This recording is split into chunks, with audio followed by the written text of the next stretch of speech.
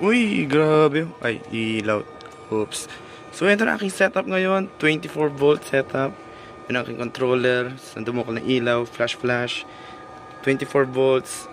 2 kilowatt inverter. Pure sine wave pa ito. So, ito na yung natitipid namin sa paggamit ng inverter. And again, take note, ito lang yung dumaan sa inverter na to.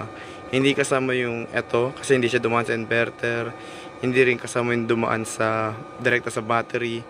And hindi rin kasama tong isang setup na to kasi iba siya ng linya. Ang natipid lang namin is yung dumaan lang muna dito. Yun yung na-compute ko ngayon. Gamit itong AC watt meter. So ngayon is tumatakbo siya. Gumagamit kami ng 90 watt something. And 2 weeks na, nakatipid kami ng 3 kilowatt. 3 kilowatt lang siya kasi ginagamit lang namin itong ito tuwing umaga lang pag may araw. Gaya nito, as you can see, I know, pack na pack. 200 watts ang harvest, nakakatuwa. So, todo ilaw tayo ngayon, todo ventilador. And yung ilaw, 24 hours bukas and sagad-sagad sa liwanag. So, yun o, 200 watts ang harvest. So, ang saya. So, natipid namin tuwing umaga, 3 kilowatt na siya. And plano ko dumagdag pa ng another battery para ma-extend yung paggamit nito kasi binubuksan lang namin siya pag umaga, mga 8 AM may harvest na yun. 7 to 8 may harvest na. So doon ko siya bubuksan. Patayin namin siya ng 3 para mag-charge hanggang 5.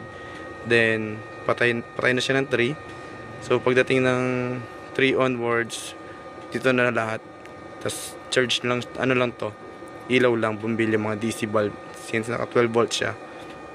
Then yung charge ng cellphone namin is galing sa controller na to. So hiwalay siya ng setup. So ito ay naka 3 kilowatt na kami. So far kaya niya ang yung TV namin, smart TV, yung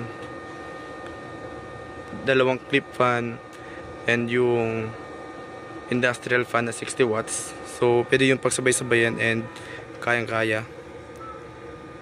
So pag may araw, pag may makapahinga ng maayos, kakabit ko na tong lahat dito sa ATS. And kukunik ko na rin siya dito sa isang hindi nagagamit na AC breaker. Itong dalawa is nagagamit to. Yung isa sa load ng mga, dito lang siya nakakonect. Then yung isa solar panel. Pakita ko sa inyo. Ayun siya, 97, 96. Pag pinatay ko, pack, wala. Yun o.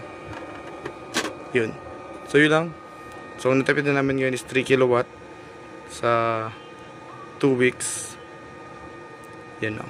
Makulimlim kasi naman nakarang araw. So hindi namin ito ganong ginamit.